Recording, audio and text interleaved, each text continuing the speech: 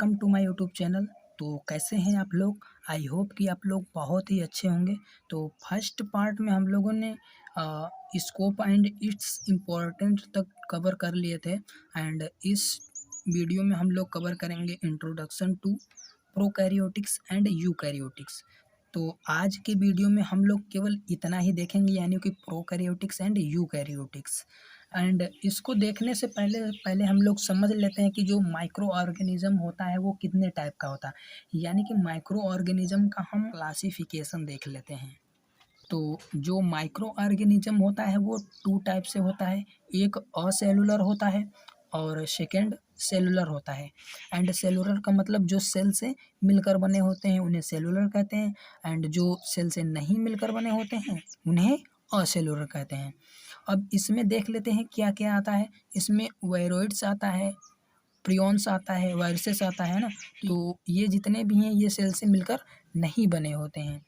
And cellular में देख लेते हैं। सेलुलर भी टू टाइप से होता है, एक प्रोकैरियोटिक्स होता है, एक यूकैरियोटिक्स होता है। तो इस वीडियो में हमें यही देखना है, यानी कि प्रोकैरियोटिक्स क्या होते हैं, यूकैरियोटिक्स क्या होते हैं। तो इसको डिटेल में हम लोग देखेंगे। तो प्रोकैरियोटिक्स का मतलब होता है कि ये यूनिसेलुलर होते हैं। यूनिसेलुलर का मतलब आप लोग समझ रहे हैं कि ये केवल एक ही सेल से मिलकर बने होंगे। उन्हें क्या कहेंगे, यानी कि ये केवल एक ही सेल से मिलकर बने होंगे तो उनको हम लोग क्या कहेंगे, प्रोकैरियोटिक्स। एंड यूकैरियोटिक्स क्या होते हैं? यूकैरियोटिक्स का मतलब ये होता है कि मल्टीपल सेल होते हैं, यानी कि मल्टीपल सेल से मिलकर बने होते हैं, उन्हें हम क्या कहते हैं, यूकैरियोटिक्स। एंड प्रोकैरियोटिक्स में देख लेते हैं क्या क्या आता है। आर्की आता है, बैक्टीरिया आता है, साइनोबैक्टीरिया आता है। एंड यूकैरियोटिक्स में क्या आता है, एल्गी आता है, प्रोटोजोआ आता है एंड फंगी आता है। तो इतना आप लोगों को समझ में आ गया। तो अब देख लेते हैं प्रोकैरियोट्स। तो देखिए लिखा हुआ है prokaryotes are those microorganism which have prokaryotic cell. तो प्रोकैरियोट्स ऐसे माइक्रो ऑर्गेनिज्म होते हैं जिनमें क्या होता है, प्रोकैरियोटिक सेल प्रेजेंट होता है।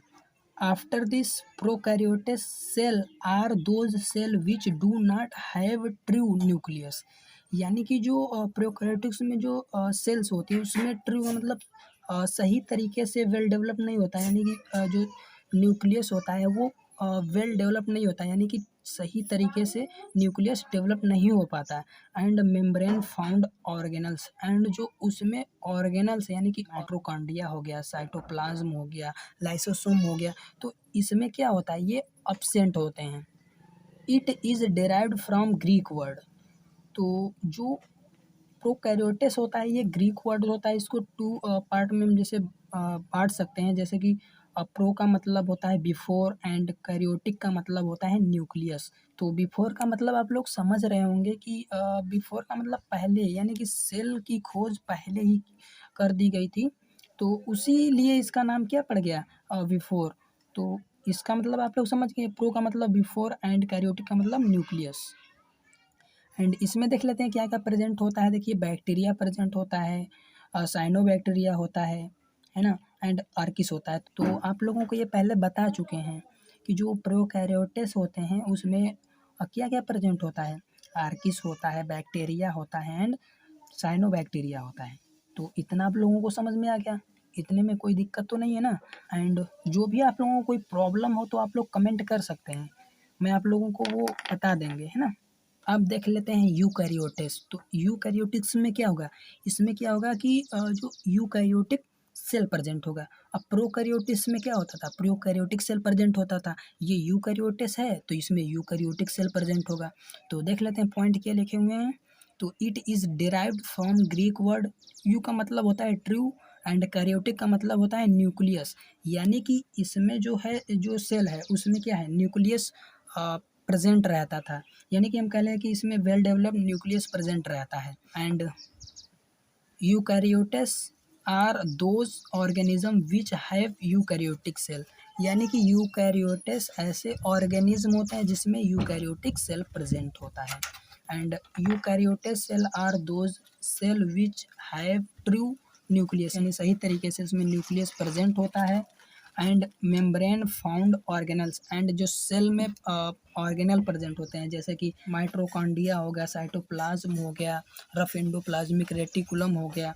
तो जितने भी पार्ट सेल में प्रेजेंट होते हैं वो इसमें अच्छी तरीके से प्रेजेंट होते हैं। तो इतना आप लोगों को समझ में आ गया। अब इसका हम देखेंगे स्ट्रक्चर, यानी कि प्रोकैरियोट्स का स्ट्रक्चर देखेंगे एंड यूकैरियोट्स का स्ट्रक्चर देखेंगे। तो ये है प्रोकैरियोटिक सेल का स्ट्रक्चर। तो इसमें देखिए ये इस तरीके से निकला हुआ है स्ट्रक्चर के बाहर, जिसे हम पिली बोलते हैं। तो इसका काम होता है जैसे कि इसको कुछ हेल्प मिलती है मूवमेंट के लिए, तो इसका यही काम होता है कि ये मूवमेंट में हेल्प करता है। एंड इसमें कुछ इस टाइप से दिखता है, तो इसे मेसोसोम कहते हैं। साइटोप्लाज्म होता है ये, है ना, साइटोप्लाज्म के अंतर्गत ही ये सारे पार्ट्स आते हैं। एंड ये सेल मेम्ब्रेन है एंड सेल वॉल है। तो ये सब आप लोग अच्छी तरीके से पढ़ लीजिएगा, इसका स्ट्रक्चर अच्छे से अच्छे बनाने का प्रयास करिएगा। आप लोग फिगर को बनाकर चेक करा करिए, जिससे आप लोगों की प्रैक्टिस बढ़ेगी और अच्छे से अच्छा आप लोगों का जो फिगर है वो अच्छी तरीके से बन जाएगा।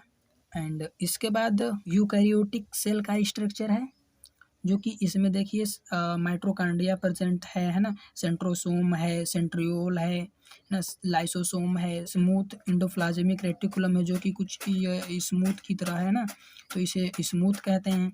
एंड रफ का मतलब होता है इसमें छोटे छोटे जो ऊपर पाए जाते हैं पॉइंट की तरह, उसे हम क्या कहते हैं, rough endoplasmic reticulum. And ribosomes इसमें प्रेजेंट होते हैं, सेल मेम्ब्रेन होता है, न्यूक्लियस होता है ना। ये जो इसके अंदर पाया जाता है ये कुछ इस तरीके से आप लोगों को स्ट्रक्चर दिख रहा है ना, तो इसे हम न्यूक्लियोलस कहते हैं। एंड गोल्गी ऑपरेटस है, साइटोप्लाज्म है। तो ये आप लोग अच्छी तरीके से आप लोग पढ़ लीजिएगा इसको। तो जो यूकैरियोटिक सेल के जो पार्ट लिखे हुए हैं इसको अच्छी तरीके से आप लोग पढ़ लीजिएगा।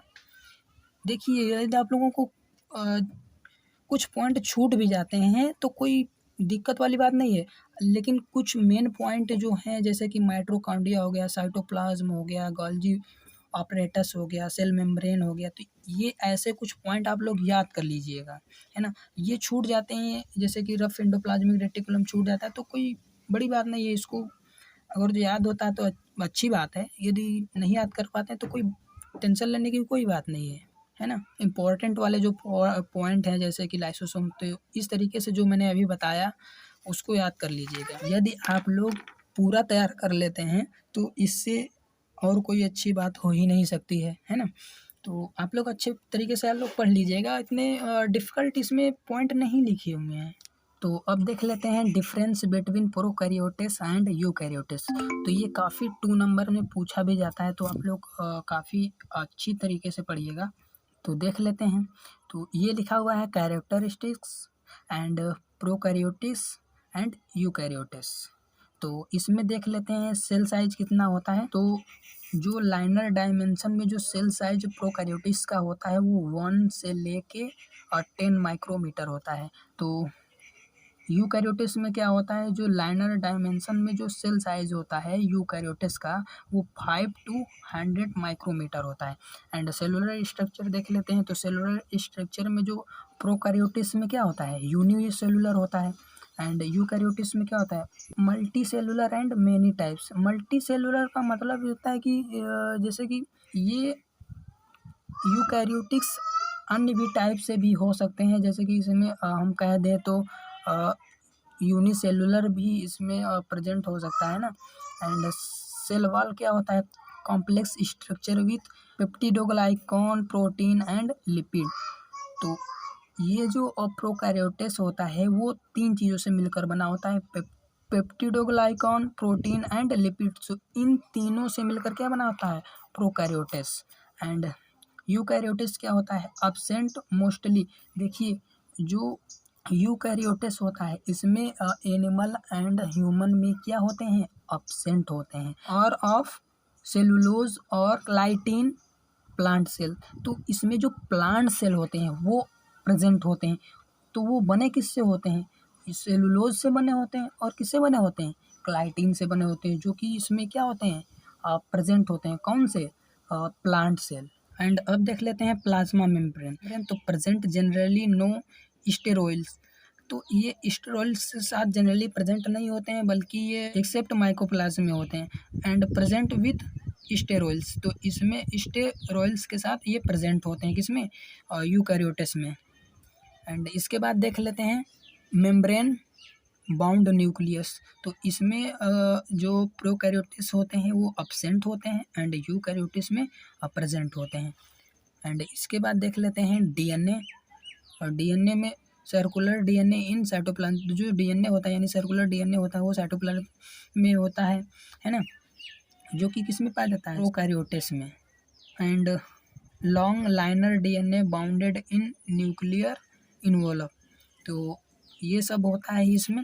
एंड मेम्ब्रेन बाउंड ऑर्गेनल्स, तो इसमें क्या होता है, प्रोकैरियोट्स में अब्सेंट होता है मेम्ब्रेन बाउंड ऑर्गेनल्स एंड इसमें प्रेजेंट होता है यूकैरियोट्स में। क्या क्या होता है, लाइक न्यूक्लियस हो गया, माइटोकॉन्ड्रिया हो गया, एंडोप्लाज्मिक रेटिकुलम ईटीसी, है ना।